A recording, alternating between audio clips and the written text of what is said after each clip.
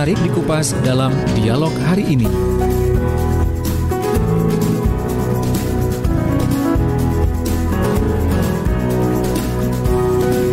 Assalamualaikum warahmatullahi wabarakatuh. Halo, selamat pagi sahabat, apa kabar? Hari ini kita kembali berjumpa di program Business Talk bersama dengan Coach Humphrey Rusli dari Bara Coaching Indonesia.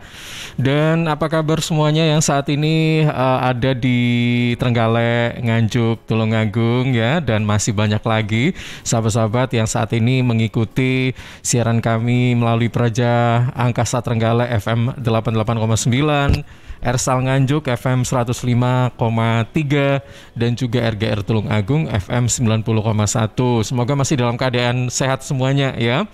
Dan seperti biasa hari Kamis pagi jam 7 sampai jam 8 kita kembali mendapatkan suntikan vaksin wawasan dari Coach Humphrey. Pagi hari ini tentang apa sih? Tentang cari tahu maunya konsumen ya. Nah, sahabat, kadang-kadang kan kita ini ada keinginan ya kan, ada keinginan untuk memiliki jumlah pelanggan yang besar. Jumlah pelanggan yang besar pun saya kira juga nggak cukup kalau tidak ada aktivitas transaksi, ya kan. Jumlah besar tapi nggak beli juga percuma. Jadi kalau misalnya jumlah besar juga membeli produk kita, tentunya ini yang diharapkan ya, karena yang kita harapkan kan tentunya profit itu kan. Nah, tapi kadang-kadang kita juga ada kesulitan dengan kompetitor yang mungkin selalu melakukan langkah-langkah yang lebih agresif ya. Oleh karena itu kita harus bisa memanage bagaimana konsumen kita ini supaya jadi pelanggan tetap, pelanggan setia. Nah, kira-kira seperti apa? Nanti kita coba kupas ya bersama dengan Coach Humphrey Rusli. Halo, selamat pagi Coach. Selamat pagi Mas Ilham. Oke, kabarnya bagaimana pagi hari ini? Sudah nggak terasa nih ya, sudah di hampir pertengahan bulan Agustus. Iya, itu udah masuk kuarter ke-4 ya. Bulan 10, 2 bulan lagi kita masuk ke per-4 final. 4 terakhir tahun 2021. 10, 11, 12 ya sudah. Oke, nggak terasa banget karena memang kita PPKM pun sepertinya makin lama orang sudah tidak terlalu memperhatikan gitu kan. Nah, kecuali mungkin retail-retail yang selama ini tutup ya, tapi alhamdulillah sekarang sudah mulai buka meskipun syarat-syaratnya minta ampun deh pokoknya ya. Oke. Iya. Nah, Coach Humphrey, ini kan temanya tentang cari tahu maunya konsumen yuk gitu kan. Cari tahu maunya, mau itu ingin. Tapi kadang-kadang kita agak bingung dengan kebutuhan, ya kan? Nah, mungkin bisa dijelentrekkan ya, arti tahu, ingin dan juga butuh gitu loh. Lebih dulu seperti apa ini? Ya, thank you Mas Ilham. Selamat pagi semua pendengar Suara Sidoarjo yang budiman dimanapun Anda berada. Jadi kita sebetulnya punya banyak PR ke depan, yaitu sebetulnya lebih mengerti lagi apa sih yang diinginkan konsumen. Nah, kenapa topik ini menarik? Karena sebetulnya selama PPKM, selama Corona dan segala macam yang sudah 1,5 tahun lewat ini, kita dalam posisi tidak lagi hanya sekedar jualan. Mungkin kalau zaman dulu teman-teman pada jualan itu yang penting barangnya lumayan bagus, bukanya konsisten, pagi buka, sudah ada sistem, konsumen datang sendiri kok. Ya, itu zaman sebelumnya Mbak Corona ini ya. Tapi setelah kondisi ini tentu kita melihat bahwa konsumen itu sangat-sangat hati-hati sekali dan sangat tidak mau membelanjakan uangnya. Ya mungkin karena memang terbatas secara ekonomi atau memang sebetulnya nggak terbatas, punya uang lebih tapi kemudian lebih males belanja, milih untuk bertahan dulu ya. Jadi mungkin ada yang tidak punya uang, itu sangat dimaklumi karena posisinya tidak normal, tapi yang pegang uang banyak juga banyak loh Mas, yang memang kondisinya memang dari awal sudah banyak tabungannya ya, ya, tapi mereka memang tidak mau lagi belanja ya. Seperti saya katakan sesi yang kemarin ya minggu lalu bahwa saya sudah hampir tahun ini tidak ke kedai kopi yang warna hijau itu. Nah, tapi itu kan sebetulnya sesuatu yang kalau orang bilang itu kan sebenarnya sesuatu yang karena kondisi yang dibatasi oleh pemerintah ya, karena PSBB, PPKM, dan segala macam namanya itu. Tapi konsumen juga berpikir dong sekarang, kira-kira kalau saya mau belanja ke siapa sih? Kira-kira kalau saya mau spending uang itu kemana, gitu ya? Apakah Mm-mm. orang itu worth it untuk kita spend money, ya? Apakah orang itu worth it untuk saya belanjain? Apakah produknya worth it nggak? Apakah harganya cocok nggak? Nah, mari kita bahas. Jadi ada 5 hal yang konsumen inginkan. Jadi langsung duduk poin aja. Jadi teman-teman langsung catat ini karena ini adalah hasil dari fakta di lapangan. Ya, 5 hal ini saya urutkan berdasarkan yang paling populer, tetapi tidak pasti paling penting. Jadi saya ulangi lagi ya. 5 hal ini adalah hal yang paling populer, tapi tidak berarti paling penting. Justru kebalikannya, kita harus nanti bekerja dari yang paling penting dulu menuju ke paling populer. Tapi supaya gampang, satu, apa yang konsumen ingin tahu? Satu adalah harga. Satu, populer sekali ya, harga yang paling murah, harga yang paling bersaing, promosi yang paling heboh, special price, kalau perlu ada yang mendekati gratis, itu yang akan dicari konsumen. Ini adalah paling populer. Paling penting nggak? Tunggu dulu, saya jelasin ya, karena ini juga jebakan Batman nih. Ya, pertama adalah konsumen kepingin tahu harga. Ya, ada yang tanya sama saya, coach kemarin saya mau di coaching sama coach Humphrey. Kemarin baru saya call orangnya nih, pengusaha. Harganya berapa coach gitu ya? Sore-sore saya ditanyain berapa di WA berapa coach kalau saya mau ikut coaching, ikut pelatihannya coach Humphrey. Nomor satu pasti harga dan itu maklum sekali. Nomor dua, konsumen mau tahu fitur. Apa itu fitur? Syarat, dimensi, teknologi. Kalau apps, kalau handphone itu berarti apa tuh? Memorinya, RAM-nya, gitu ya.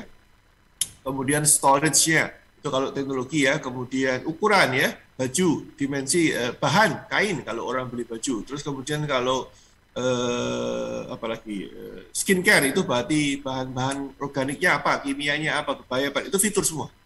Ya, jadi satu, konsumen kepingin tahu harga. Dua, konsumen pengen tahu fitur. Ya, ya kalau orang Surabaya jeruani loh, jeruani itu dalemannya itu apa sih barangnya saya beli itu apa tuh penasaran. Ya, yang ketiga, orang konsumen kepingin tahu kredibilitas perusahaan, yaitu dan juga ownernya, yaitu adalah apakah perusahaan dipercaya atau tidak atau apa-apa itu dia pengen tahu. Yang keempat, mereka akan mencari tahu apakah sudah banyak yang apa itu namanya ya menarik enggak ya, sudah banyak diiklankan apa tuh populer diiklankan. Jadi misalkan oh ini sudah dilihat oleh produk ini sudah dilihat oleh sekian juta viewer, sudah dibeli oleh 500.000 orang gitu ya. Konsumen pengen tahu. Itu juga bagian dari kredibilitas, tapi lebih juga ke arah popularitas produk itu. Misalkan, oh ini loh yang di-endorse oleh Mas Ilham. Mas Ilham katakanlah adalah artis gitu ya. Ini loh yang di-endorse oleh si artis A, artis B. Jadi konsumen pengen tahu seberapa populer produk ini. Ini kita bilang namanya adalah popularitas produk ini. Yang terakhir adalah konsumen pengen tahu value, manfaat langsung ke dirinya. Efek nggak? Kalau saya pakai skincare mau putih, bisa putih nggak? Kuat apa hebat nggak obatnya? Atau kalau beli alat efektif nggak? Atau kalau beli obat sembuh nggak ya? Jadi itu adalah value terakhir. So, kalau ulangi lagi ya, konsumen pengen tahu apa? Satu, harga. Dua, adalah konsumen pengen tahu fitur. Tiga, kredibilitas. Empat, popularitas. Lima, value, nilai, manfaat langsung. Nah, mari kita lihat. Kalau kita lihat dari segi popularitas, maka kita bergerak dari harga menuju value. 1, 2, 3, 4, 5. Tapi kalau kita melihat dari sisi pentingnya kita sebagai penjual, justru dibalik mas. Kita mulai dulu dari value. Kemudian kita mempopulerkan produk itu berdasarkan kalau kita bilang itu adalah markom ya, marketing komunikasinya bagaimana mengkomunikasikan value dan bagaimana mengedukasi. 3 adalah kredibilitas perusahaannya dulu. 4 baru kita bicara masalah fitur. 5 baru kita kasih harga. Nah, kok bisa gitu coach?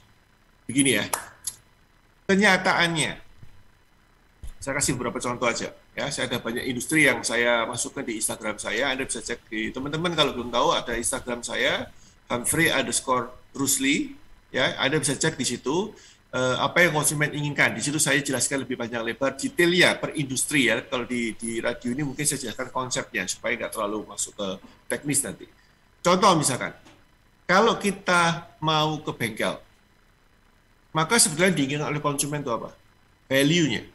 Ingat ya, bukan harganya dulu, value. Apa sih value itu? Khusus untuk bengkel, kita mau value-nya apa? Mobil saya tidak ditambah rusak. Mobil saya nggak tambah kotor atau tambah uh, cacat gitu ya. Mobil saya tidak dikerjain, kata kutip cara negatif gitu ya. Mobil saya nggak dicolong onderdilnya. Mobil saya baru, mobil saya betul, mobil saya baik, mobil saya kembali normal, dan ini paling penting, value-nya apa? Tidak ada apa itu namanya?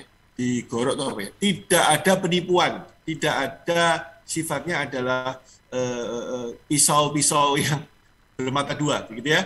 Oh ternyata harusnya rusaknya 50.000 ditagih karena bla bla bla, jadi akhirnya malah merembet, jadi saya malah diporotin 500.000 nih, atau harusnya 500.000 jadi 5 juta. Tidak diporotin, tidak dikerjain secara finansial. Ya, terus satu lagi kalau bengkel, tidak perlu kembali lagi kalau perlu selamanya. Kalau perlu selamanya saya tidak usah lagi melihat bengkelmu. Nah, kalau kita bisa melihat konsumen itu punya value-value di dalam benak sanubari dia, itu yang sangat-sangat sulit diungkapkan. Masa iya Mas, kita ke bengkel. Ini contoh bengkel lah ya. Saya ngomong sama, ini barusan saya ke bengkel. Masa iya sih ngomong ke bengkelnya? Mobil saya barusan keserempet, saya masuk ke bengkel. Mas, mobil saya bensinnya nggak diminum toh? Loh kan nggak mungkin toh? Ya, masa saya ngomong sama orang langsung hujan itu? Ya, Mas, bensin saya nggak di ombe toh? Balik itu dikurangi 1 liter gitu ya? Atau misalkan, oh, ini terjadi loh, beberapa orang ketika saya tanya, kalian takut? Iya, aku takut. Tapi kalau ngomong gitu kan jadi salah saya. Nah, itu kan sebetulnya sulit sekali Mas, ya, diungkapkan. Mas, kok on the delay mbok palsu iki, kok saya ngasih mbok cabut, mbok ganti sing palsu. Aduh, ya itu kan susah sekali konsumen mengungkapkan ketakutan sifatnya adalah menuduh. Karena ini memancing masalah baru, ya. Jadi dia bisa-bisa malah mobilnya dikerjain karena bengkelnya jengkel.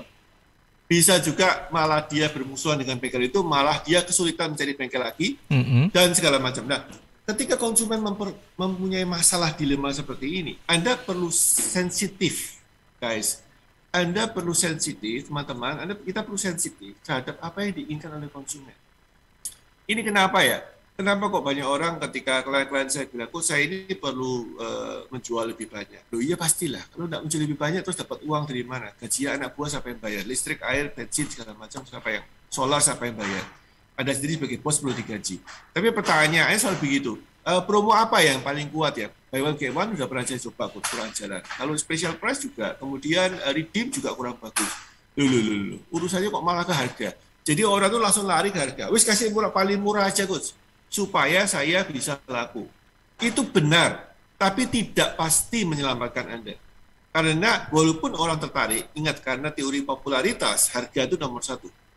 Tapi yang diinginkan konsumen itu adalah nomor 5, value, hidden desire, harapan tersembunyi yang tidak bisa diungkapkan. Kalau diungkapkan tuh aneh.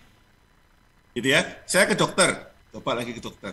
Saya ke dokter, masa ya saya bilang sama dokternya, dok saya ke dokter ini bisa nggak ya dok dikasih obat yang saya sembuh dan saya nggak mau kembali lagi deh dok, saya nggak mau lagi. Udah pasti konsultasi nggak mau kembali, tapi kan dia tidak bisa ngomong kalau saya nggak mau kembali lagi. Ya dokternya juga tahu bahwa dia butuh pasien kembali untuk cari uang kan, tapi pasiennya bilang saya nggak mau kembali lagi. Dan terus piye ya? Jadi saya tidak bilang bahwa ini apa tuh sederhana untuk dikatakan, tapi ini sesuatu yang konsumen inginkan. Property agent, wes banyak ya. Property agent bagaimana? 1, kita ketemu property agent, minta tolong diuruskan properti saya, minta tolong dijualkan, disewakan, atau saya yang cari sewa, atau yang saya cari properti yang mau saya sewa, atau properti yang mau saya beli. Dua-dua ini mengandung unsur apa? Trust. Artinya apa? Konsumen perlu tahu, kamu ini mau fight untuk saya, apa cuma sekedar cari komisi? Ya, fight itu artinya apa? Anda ini mau bertempur atas kepentingan saya, atau Anda cuma abang-abang lambe itu ya, mulut-mulut manis supaya saya sama Anda deal dan Anda dapat komisi. Nah, ketika kita tidak sadar bahwa kita ini melupakan value yang diinginkan oleh konsumen dan kita hanya sekedar fokus ke service, fiturnya, oh kalau saya izin properti saya melakukan A, B, C, D, E, dan kemudian ke harga, nanti ada BPHTB-nya diskon, kemudian tidak ada bla bla bla, komisinya nanti sekian persen. Itu hanya masalah harga. Konsumen merasa, oke, yang populer ada jawab. Tapi yang saya inginkan tidak ada jawab. Apa yang diinginkan itu? Bukti bahwa Anda fight untuk saya. Komitmen bahwa Anda fight untuk saya. Komitmen bahwa kalau saya nggak mendapatkan apa yang saya inginkan, Anda lebih sedih daripada saya. Komitmen bahwa kalau saya gagal mencapai apa yang saya inginkan, Anda lebih emosi daripada saya untuk kepentingan saya. Mana itu? Nah, ketika tidak disampaikan dengan benar, maka konsumen kehilangan nomor satu yang paling penting, yaitu kenapa kok saya mesti sama kamu? Ini semoga nggak membingungkan ya, semoga paham ya. Kenapa kok saya mesti sama you? Karena kalau ini tidak dikatakan dengan benar, ya semua yang ingat yang populer itu pasti semua orang melakukan. Ya udah saya price shopping aja, saya shopping berdasarkan harga saja, atau saya shopping berdasarkan fitur aja, atau saya shopping berdasarkan harga, fitur, kemudian saya riset sendiri deh konsumen perusahaan mana yang paling kredibel nomor 3 tadi. Ya, jadi inilah kenapa kok saya bilang pahami keinginan konsumen, jangan pahami apa yang populer konsumen itu katakan. Kalau saya bilang konsumen mau apa? Mau service, mau harga, mau fitur, itu populer. Itu cuma popularitas, ya. Tapi bukan itu sebetulnya. Oke, Gitu, Coach. Mas. Iya, Coach. Soal harga nih ya. Harga ini memang kadang-kadang kalau kita kembalikan ke kita aja, kalau belanja pasti lihat harganya dulu, lihat barangnya dulu. Oh, itu bagus nih. Kemudian pasti kita cek harga gitu kan. Nah, sekarang apa betul kalau harga mahal itu berarti kualitasnya terjamin? Apa benar nggak sih seperti itu? Kemudian kalau display harga itu apakah lebih baik memang diperlihatkan atau mungkin ada tapi agak disembunyikan begitu? Kadang-kadang kalau kita mencari price tag harganya itu agak susah ya. Maksudnya ada yang terlihat jelas, ada yang di bawah-bawah apa gitu ya. Terus di tebel-tebel pakai kertas yang agak banyak sehingga kita harus memilah satu-satu mana ini harganya gitu. Kalaupun ditulis tidak terlalu jelas, itu juga ada seperti itu. Nah, mungkin metode yang bagus yang kayak apa nih? Tergantung tempatnya, Mas Ilham. Jadi kalau di marketplace itu by default memang algoritmanya itu mendesain berdasarkan berdasarkan yang paling murah, ya, yang paling populer, ya, paling murah atau paling populer. Itu adalah algoritma daripada marketplace. Dan saya tidak usah ngomongkan, semuanya kan tahu ya marketplace itu apa ya. Jadi itu kalau pada saat seperti itu ya memang kita mau ngikutin, kita harus ngikutin cara mereka main. Kita tidak mungkin ngasihin value di marketplace. Orang nggak baca bukan karena nggak mau cari value ya, salah tempat ya. Orang nggak baca karena memang dia hanya disajikan harga. Tidak bisa ditampilkan di handphone saya atau di gadget saya selain harga. Tapi Mas, kalau kita bikin brosur, kita punya website, kita punya landing page pribadi. Landing page itu tempatnya konsumen kita kumpulkan gitu ya. Jadi kalau kita punya medsos itu kemudian digiring menuju ke website kita. Gitu ya. Atau kita punya apps yang khusus, maka dari medsos konsumennya atau prospeknya digiring menuju ke kita punya apps yang kita desain khusus untuk menampung ke mereka. Ya, ada namanya webmail, ada yang namanya WA group segala macam. Jadi sekarang udah lebih canggih, ada beberapa pakar-pakar yang menjelaskan bagaimana cara membuat kolam ya prospek sendiri dengan segala kelebihannya. That's very good. Ya, Anda bisa cari di Google, Anda bisa cari di Instagram segala macam, itu menjelaskan bagaimana cara membuat kolam ikan. Nah, di dalam kolam itu sendiri kita jangan bicara harga dong. Kita bicara value. Nah, contoh misalkan begini. Kembali ke bengkel supaya satu cerita ya. Di bengkel ketika kita di marketplace, of course kita akan bersaing secara harga. Ya kasih aja harga-harga yang kita pantas dianggap murah. Misalkan contoh, kemarin saya ada satu produk motor gede yang mahalnya amit-amit ya. Kemudian dia hanya menjual produk motor gedenya itu kan tidak banyak karena mahal. Tapi cash flow-nya yang paling lancar itu dari barang-barang pernak-pernik yang masih harus, misalkan dari dompetnya, dari rantainya dompet, dari sapu tangan, dari sabuknya, dari jaketnya, dari kaosnya, dengan lambang motor gede tersebut, moge tersebut. Itu yang dijual. Nah, itu ada di marketplace, Mas Ilham. Ya, itu ada di marketplace, itu ada harga-harganya, dan harganya bisa diskon, bisa murah, segala macam. Tapi moge-nya tidak pernah ditaruh di marketplace, setahu saya. Mungkin kalau ada yang pernah beli moge di marketplace, kalau saya dikoreksi gitu ya. harga 1,52 miliar tidak pernah ada di marketplace. Itu adalah di kolam khususnya dia yang memang fanatik dengan brandnya dia. Sampai sini cukup jelas ya, bisa paham ya. Jadi produk-produk kita yang kita jual itu kita bagi dua. Produk yang kita mau fight dari segi harga, karena kan popularitas orang cari harga. Saya juga ketika cari produk saya lihat harganya kok. Itu bukan munafik ya. Itu alamiah manusia popularitasnya karena kita dilatih untuk melihat harga. Pertanyaan saya, kenapa kok ada yang murah di marketplace, tapi pembelinya tidak banyak, dan ada yang lebih mahal di marketplace, tapi pembelinya jauh lebih banyak? Maka saya berubah pikiran dengan cepat. Waduh, ini murah tapi kok yang beli nggak banyak ya. Maka saya akan melihat marketplace yang yang lebih mahal tapi banyak pembelinya. Bisa ngerti ya Mas Ilham ya? Jadi instingnya di harga, tapi keputusan membelinya bukan di harga. Apa ngomongnya? Insting kita di harga, tapi keputusan membelinya bukan di harga. Kalau saya tanya, mana yang penting? Orang tertarik dengan harga Anda atau orang membeli produk Anda? Yang kedua, Thomas. Kita kan tidak butuh orang tertarik dengan harga kita. Ngapain tertarik tapi orang tumbas demek tapi orang tuku gitu lah. Kalau orang Surabaya bilang iki cekel tau orang tuku gitu ya. Nah, kan shopping aja, lihat-lihat harga aja tapi nggak beli. Itu yang menjadi masalah. Nah, teman-teman pelaku bisnis, terutama UMKM, ini agak-agak sedikit struggling di sini, Mas. Membedakan antara menarik konsumen dari sisi harga dan membuat konsumennya benar-benar beli. Karena itu dua hal yang berbeda. What customer wants itu tidak mesti apa yang customer populerkan, apa yang didonanya. Nah, jadi supaya gampang ya, marketplace itu didesain untuk adu harga. Maka kita adu harga. Beberapa produk kita yang kita memang adu. Dalam bahasa retail namanya loss leader. Loss leader itu kalau kita ke supermarket, ada produk-produk yang dipromokan, hanya 10 orang pertama, hanya 100 pengunjung per hari, hanya beli 1 per KTP. Pernah dengar nggak Mas Ilham ya? Hanya 1 per nota, hanya 1 per bon, terutama kalau susu bayi segala macam. Dijual dengan harga miring sekali. Itu adalah loss leader. Tujuannya adalah menarik prospek supaya datang dulu. Pertanyaan saya, apakah betul supermarket itu mendapatkan untung dari itu? Ya enggak, Thomas.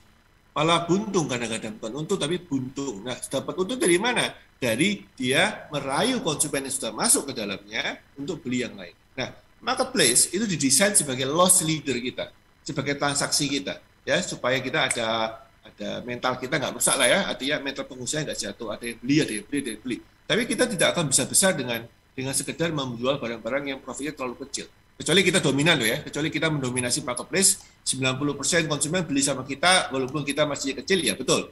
Tapi pertanyaan saya, dari marketplace, berapa banyak yang bisa menguasai 90% dari beli ke dia? Kan cuma dihitung jari Mas Ilham. Sisanya kan ya dapat 10% rotinya, dapat 15% udah hebat itu. Ya, jadi itu adalah caranya. Nah, kita punya kolamnya itu yang nanti kita perlu buat. Tapi ini ya bukan saya tidak bicara masalah kolam, ini masuk ke digital marketer tambah panjang. Intinya adalah apa? Kita perlu membuat headline selain marketplace tadi. Headline-nya adalah contoh di bengkel tadi ya, bengkel tadi. Inilah kenapa banyak bengkel, inilah ciri-ciri bengkel abal-abal.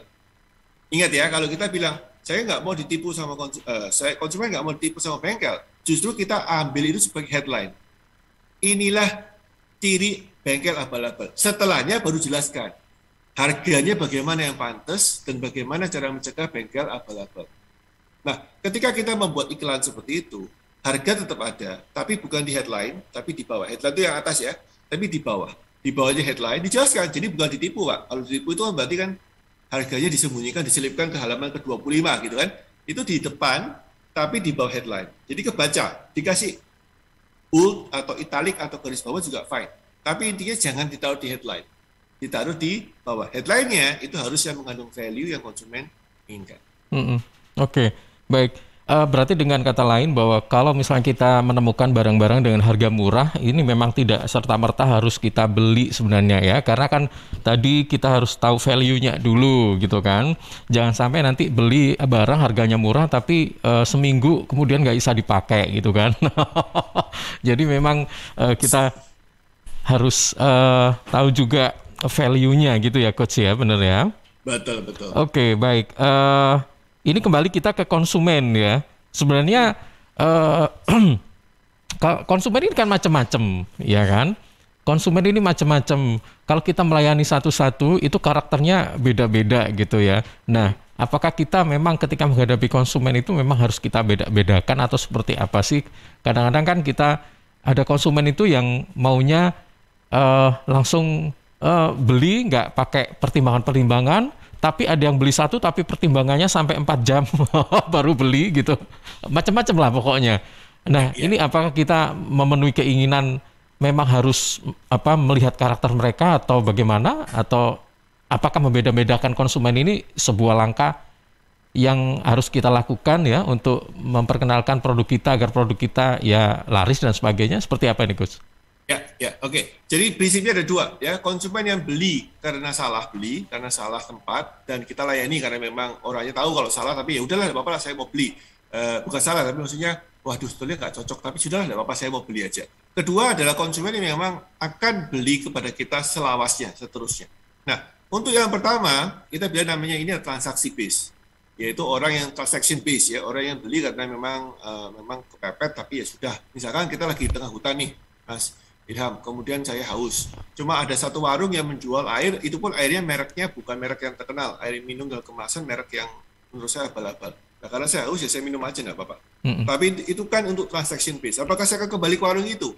Jangankan kembali ke hutan yang sama pun enggak, saya trauma kesasar gitu ya ke dalam hutan. Nah, ini adalah yang pertama. Ini contoh ekstrim, tentu dalam bisnis bukan itu, bukan contohnya itu nggak relevan, tapi itu adalah contoh yang paling gampang saya gambarkan supaya ngerti. Oh, berarti yang konsumen-konsumen yang kesasar gitu ya, yang beli cuma sekali, yang beli karena tertarik kita punya promosi segala macam. Dilayani nggak coach? Dilayani lah. Kita kan juga butuh omset, kita butuh putaran, walaupun marginnya kecil.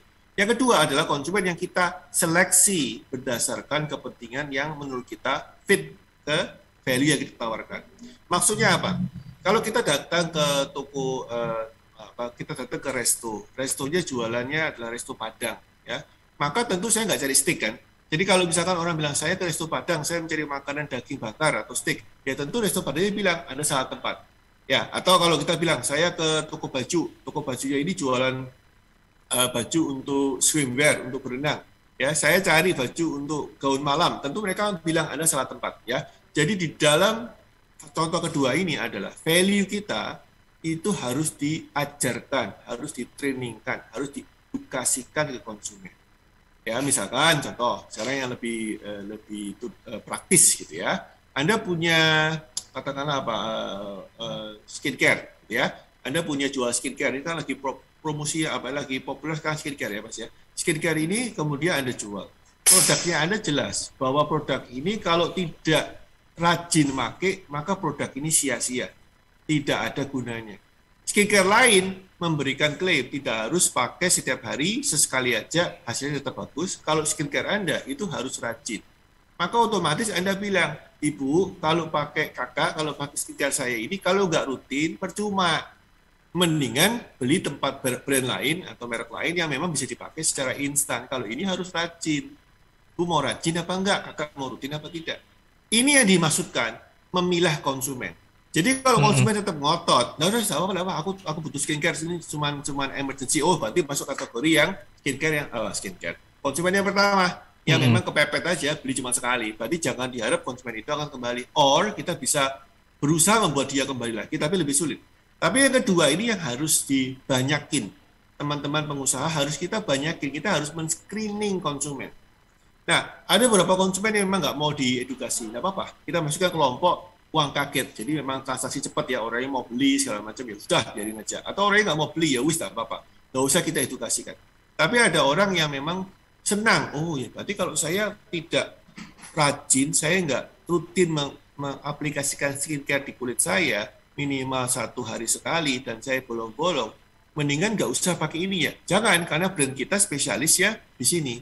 Kenapa kita harus setiap kali harus pakai aplikasikan itu? Karena metode kita beda dengan skincare yang lain. Metode ini yang menghasilkan konsumen yang happy selama ini. Jadi kalau Anda tidak menggunakan metode ini, you don't buy the value. Anda tidak membeli metode dan value produk skincare saya, maka otomatis hasilnya tidak optimal dan Anda akan kecewa, Kak. Wow, konsumennya mikir kan? Dua kemungkinan nih. Satu, saya jadi beli. Kedua, saya nggak mau beli. Itu resiko memang. Dan saya bilang, kita perlu punya dua jenis konsumen, guys. Jangan fokus ke satu saja, misalkan ke tadi yang kita edukasi, karena risikonya 50-50, ada orang beli bisa nggak beli, ya. Tapi juga jangan fokus ke orang yang konsumen yang hanya datang karena promosi. Karena ini dua-dua akan saling melengkapi. Yang satu kita dapat cash flow-nya, yang satu kita dapat kelanggengan hubungan dengan konsumen dan bahkan referral. Ya, jadi konsumen itu kita pilih jadi dua. Satu adalah transaction base, yang kedua adalah value base. Value base ini yang diinginkan oleh konsumen. Transaction base itu berdasarkan yang popularitas produk kita, berdasarkan promo kita, berdasarkan apa. Nah, kalau kita bilang mana yang kita promosikan. Jadi kalau kita punya kolam uang itu ada dua selang, ya, dua pipa, gitu ya. Pipa pertama adalah kolam uang itu berarti total omset kita, ya, maksudnya. Kolam uang kita ini dialiri oleh omset pertama berdasarkan iklan. Namanya kalau sekarang namanya paid promote, ya. Apa sih namanya kalau medsos itu, ya, mesti berbayar. Nah, di iklan ini biasanya orang tertarik karena popularitas berdasarkan harga maupun popularitas berdasarkan testimonial, ya. Jadi harga, testimonial atau spesial promo atau spesial deal atau program atau whatever it is. Itu yang kita promokan, itu yang kita paid promotekan. Sehingga kita dapat uang dari satu pipa. Pipa yang kedua itu namanya organic approach. Organic growth ini berarti pengembangan bisnis kita berdasarkan value yang kita kasih. Ingat, yang konsumen inginkan bukan yang populer, yang penting untuk konsumen, dan mereka merasa thank you banget kenal sama kita sebagai penjual, dan mereka akan setia membeli terus. Organic growth biasanya kita dekatin melalui pendekatan yang non berbayar, misalkan dari teman ke teman, mulut ke mulut, dari media sosial kita, edukasi melalui Instagram, melalui Twitter, melalui TikTok, dan segala macam. Edukasi loh, ya, bukan harganya. Jadi ada dua, paid promote berdasarkan harga, kita bayar untuk mempromosikan supaya awareness prospek meningkat, dan kita edukasi konsumen berdasarkan value yang kita punya. Nah, dua-dua ini kalau seimbang, bisnis kita sehat, Mas. Ya, karena satu kita dapat uang cash cepat, yang satu lagi orang akan membeli, mungkin belinya nggak fanatik, nggak gila-gilaan seperti promo pada saat promo, tapi membeli rutin, cecek gitu ya, terus membeli. Nah, kembangkan dua pipa ini, guys. Dua selang ini ke kolam uang Anda dikembangkan, maka Anda akan lebih sehat bisnisnya. Jangan salah satu aja. Oke, Gitu. jadi kalau dua-duanya berjalan, ya kolam uangnya akan terus berkembang, ya. Oke. Iya. Oke, Coach, nanti kita akan lanjutkan kembali obrolan kita pagi hari ini tentang cari tahu maunya konsumen, ya.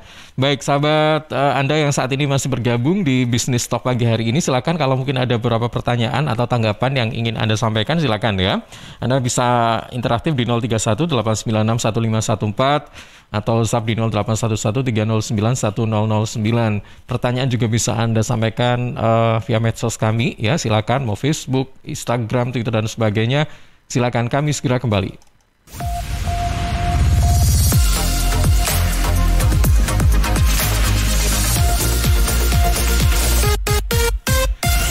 Sahabat, seiring bertambahnya usia, tubuh mulai bersifat asam atau asid sehingga mudah terserang penyakit. Segera perbaiki pola makan dan perbanyak asupan alkaline seperti sayur, buah, dan Cheers Alkaline Powered.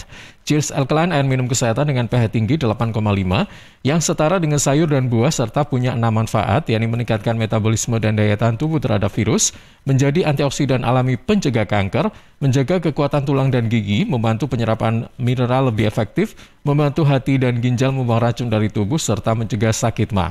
Info lengkap Cheers, hubungi Sutrisno 0821 4225 6646, 0821 4225 6646. Cheers Healthy Drinking Water.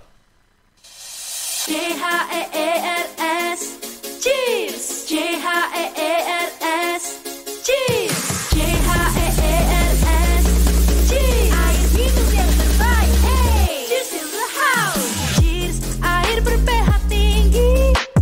Cheers dapat membantu netralkan pH tubuh. Cheers mengandung antioksidan alami. Cheers, air minum terbaik untuk keluarga. Air minum sehat keluarga. Cuma Cheers. Air minum dengan pH tinggi. Cuma Cheers. Cara pesannya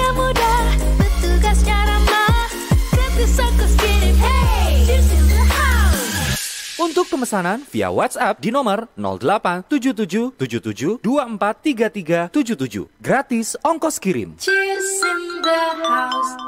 Untuk wilayah Sidoarjo dan sekitarnya bisa menghubungi Depo Candi di 0821 4225 6646 0821 4225 6646. Makasih lo udah ngajak ke rumah. Tahu aja anak kos gak ada hiburan. Daripada di kos bengong aja, mending ngebuburit sambil nonton Indium TV. Tapi nonton apa ya? Ini UCTV kan? Kamu tuh nggak ada yang baru, namanya Gameku. Kok Gameku? Ini TV-ku. Ih beneran, Gameku itu cloud gaming asli Indonesia. Jadi kita bisa main game di IndiHome TV tanpa harus beli konsol atau install gamenya. Wah mau dong. Nih caranya, cari Gameku di UC App Store, download dan install, lalu pilih paket berlangganan.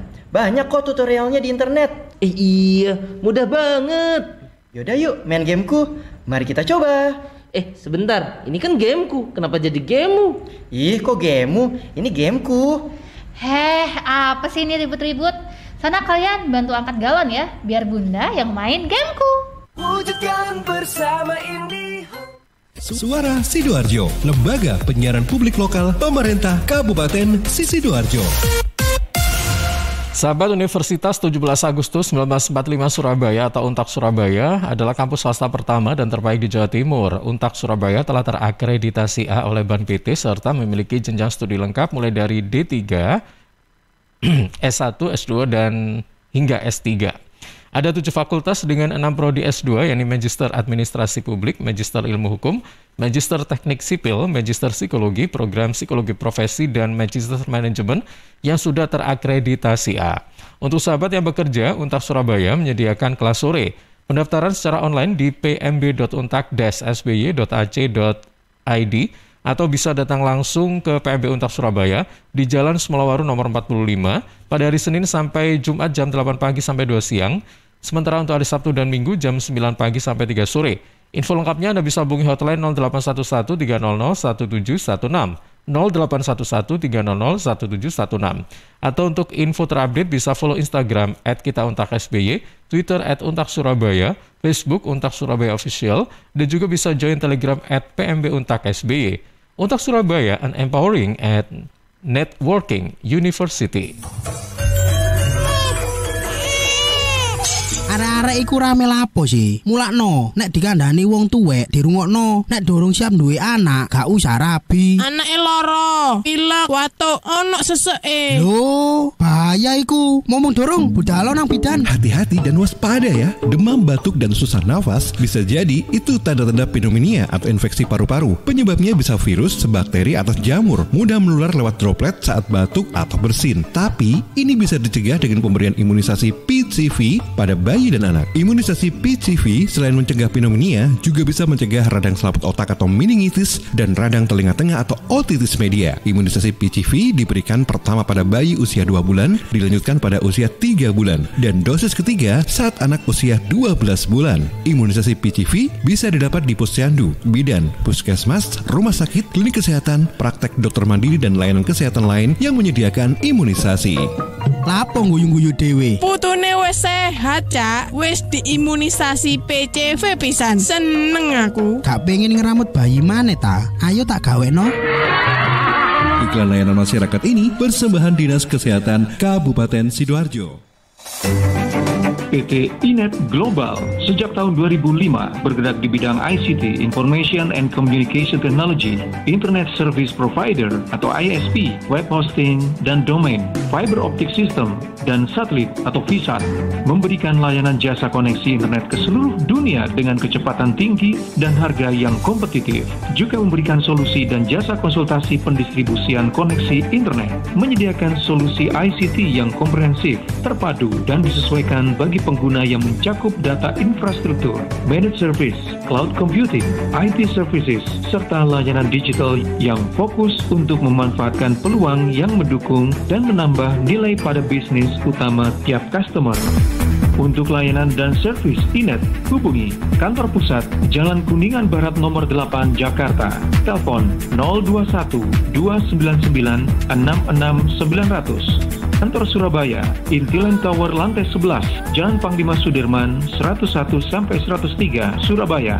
Telepon 031 535 3955 031 535 3955. Inet Globalindo, the best service for great solution. Suara Sidoarjo, lembaga penyiaran publik lokal pemerintah Kabupaten Sidoarjo.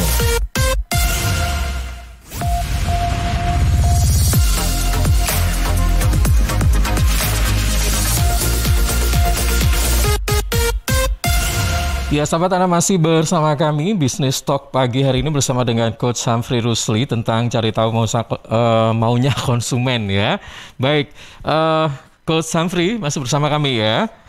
Yes. Oke, ini ada 3 pertanyaan yang bisa nanti langsung direspon. Yang pertama dari Selin yang ada di Sidoarjo. Coach, bagaimana sih membuat konsumen jatuh cinta pada produk kita dan ciri-ciri konsumen yang sudah jatuh cinta dengan produk kita itu bagaimana? Kemudian pertanyaan kedua dari Rendra yang ada di Wiyung. Seberapa penting kredibilitas perusahaan pada apa yang diinginkan konsumen ya? Mungkin dampaknya pada perusahaan ketika kita memenuhi keinginan konsumen itu apa gitu kan. Kemudian yang ketiga dari Shina yang ada di Krian, bagaimana ya Pak cara memenuhi kebutuhan konsumen dengan menonjolkan kualitas dan produk yang dijual? Oke. Jadi jatuh cinta kredibilitas bagaimana caranya menonjolkan? Jatuh cinta dulu ya. Ini pertanyaan by the way, pertanyaan bagus-bagus banget. I'm very happy untuk menjelaskan ini. Pertama adalah konsumen tidak jatuh cinta ke produknya. Konsumen jatuh cinta ke dirinya sendiri setelah menggunakan produk kita. Konsumen senang menjadi siapa setelah mengkonsumsi produk kita. Jadi fokus untuk membuat manfaat yang everlasting. Jadi kalau kita punya, kembali lagi ya, saya suka datang ke kedai kopi, coffee shop yang warnanya hijau itu sebelum pandemi kan rutin ya, 1 bulan bisa 2-3 kali ke sana. Hanya untuk apa? Hanya untuk hangout ya, supaya nyaman kerjanya kan. Di sana kan AC dingin, wifi-nya kencang ya. Dan kemudian apa? Saya bayar sana supaya saya bisa ketemu dengan konsumen itu netral. Jadi saya itu cari tempat yang netral, yang berkelas dan kelihatannya itu ada gengsinya gitu ya. Jadi ketika saya ketemu dengan calon klien atau calon pengusaha yang mau ikut program kami, program saya, training saya, workshop saya, itu lebih enak di sana. Di coffee shop yang warnanya hijau itu. Nah, itu artinya apa? Saya tidak setia sama coffee shop itu, saya setia sama kepentingan saya, Mas. Saya setia sama keinginan saya. Manusia itu makhluk egois. Jadi bantu mereka untuk lebih egois lagi. Supaya aneh ya? Gimana? Aneh. Ya, jadi bantu mereka untuk lebih egois lagi. Ya, cintalah dengan dirimu sendiri. Ya semua. Kalau misalkan saya datang ke beli ke department store beli baju. Yang saya beli baju itu kenapa kok department store itu harus memiliki ruang ganti, harus ada cerminnya, harus pakai apa? Karena manusia membutuhkan refleksi dari saya menjadi siapa setelah membeli baju ini. Saya menjadi model seperti apa setelah pakai baju ini. Saya nggak jatuh cinta sama bajunya itu, saya jatuh cinta sama saya yang lebih baik. Itu kenapa istilahnya itu adalah manusia itu itu narsisme. Itu memang manusia itu memang narsis, nggak bisa. Nah, kalau kita sebagai penjual, gimana aku harus membuat produk ini jatuh cinta? Ya, buatlah mereka kecanduan dengan dirinya mereka karena menggunakan produk kita. Nah, ini penjelasannya paling gampang begitu sebetulnya. Jadi buat mereka kecanduan menjadi lebih baik atau lebih enak, lebih happy, lebih tenang tergantung produk kita. Dan saya perlu tahu produknya apa dulu ya yang tanya. Itu setelah menggunakan produk kita. Ya, jadi ada survei membuktikan ya, ketika department store itu menggunakan kaca yang cekung apa cembung ya, kelihatan lebih kurus itu ya. Lupa saya, konveks apa konkav ya. Ini IPA-nya kurang bagus gitu ya. Nah, ketika dia menggunakan cermin yang sedikit lebih menghasilkan refleksi wanita itu lebih kurus, maka efek orang membeli baju dan deal lebih tinggi dibandingkan dia menggunakan cermin datar yang menampilkan apa adanya. Oh, gendeng toh, edan toh, ya. Loh, ini betul, Mas. Jadi berarti film apa itu namanya apa ya yang cermin ajaib itu loh apa siapa yang paling cantik itu loh. Betul, itu film betul. Cinderella ya atau siapa? Ya itulah pokoknya ya filmnya. Jadi kalau saya ngomong gini kan jadi aneh kan. Oh, berarti konsumen itu apa? Konsumen itu suka dibuat jatuh cinta dengan dirinya sendiri. Jadi jangan sampai berpikir konsumen itu mau sama barang kita karena kita hebat. No. Mereka suka karena mereka menjadi lebih hebat karena kita. Nah, selama kita konsisten membuat mereka semakin jatuh cinta sama dirinya sendiri, semakin kita laku produknya. Yang penting lakunya, gitu ya. Jadi orang boleh tidak suka sama saya sebagai coach karena ngomongnya terlalu belak-belakan. Tapi kalau hasil bisnisnya bagus, mereka semakin cinta sama dirinya. Dan dia semakin setia ikut program saya. Bisa ngerti Mas ya? Jadi ini yang saya lakukan di coaching juga. Itu kenapa ada beberapa klien sampai ada ya 5-6 tahun dengan saya ya. Karena saya membuat mereka jatuh cinta dengan progres bisnisnya dia. Dia semakin bangga dengan bisnisnya, semakin hebat dan segala macam. Oke, yang pertama semoga menjawab ya. Yang kedua, apa mau tadi kayaknya? Seberapa penting seberapa penting dan pengaruhnya pada perusahaan jika kita memang menerapkan apa yang diinginkan konsumen, itu dampaknya pada perusahaan kayak apa sih, kayak gitu? Ya. Jadi kredibilitas ini nomor 3 setelah fitur, harga fitur ya. Jadi sebetulnya tengah-tengah ya, dari kiri maupun dari kanan, dia pasti dapat nomor 3 ini. Nah, jadi apa? Ya ini sentral. Jadi bukan masalah penting atau populer, tapi kredibilitas dari perusahaan itu sentral.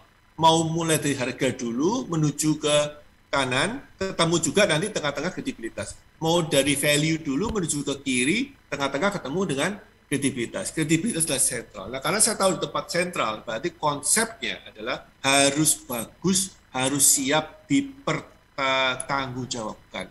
Jadi sangat penting banget kredibilitas, bahwa track record-nya nggak penipu, bahwa testimoninya nggak abal-abal. I'm sorry to say ya, sekarang banyak di medsos testimoni itu sudah nggak jelas. Antara ini copy paste dari produk orang lain atau testimoni konsumennya dia sendiri. Ini sangat-sangat mengkhawatirkan di dunia bisnis. Sangat-sangat mengkhawatirkan. Saya paling anti, saya bilang sama klien saya, jangan sampai menggunakan testimonial palsu atau you will die, Anda akan mati. Secara bisnis ya, saya nggak akan orang mati secara fisik. Anda akan mati bisnisnya. Jangan menggunakan testimonial abal-abal. Mati Mas, pasti mati. Jadi sentral ya, mau dari fitur dulu, mau dari harga dulu, mau dari value dulu, ketemunya nanti tengah-tengah pasti orang cari yang namanya how credible are you. Oke, terus yang terakhir nomor 3 pertanyaan. Yang ketiga ini bagaimana cara memenuhi kebutuhan konsumen dengan menonjolkan kualitas dan produknya gitu loh.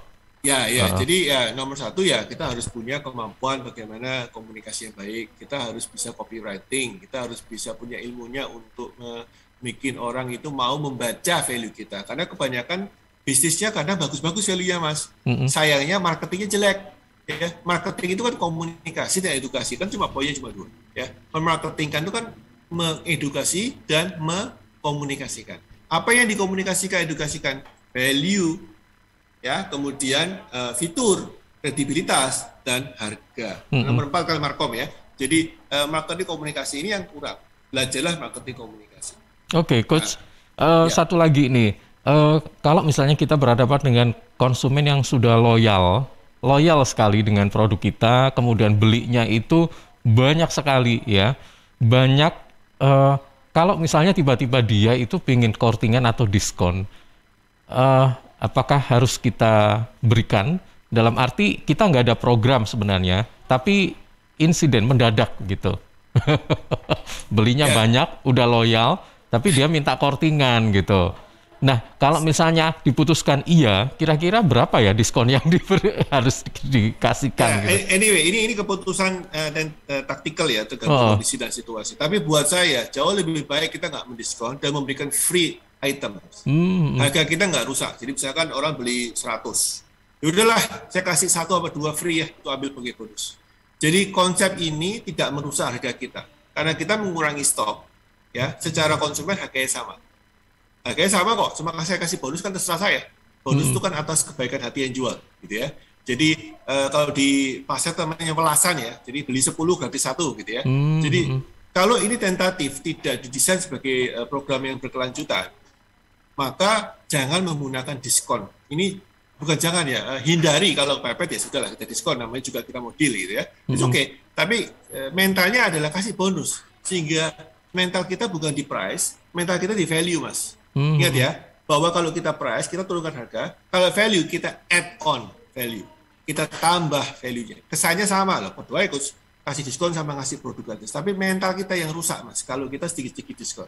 Tapi kalau kita tambah fitur, tambah value, tambah produk, tambah service, ya, tambah garansi. Saya nggak ada diskon, tapi khusus Anda beli 100, barang rusak apapun juga, kalau Anda pakai, balik ke aku, nggak tacas, ongkos kirim saya yang tanggung. Itu value.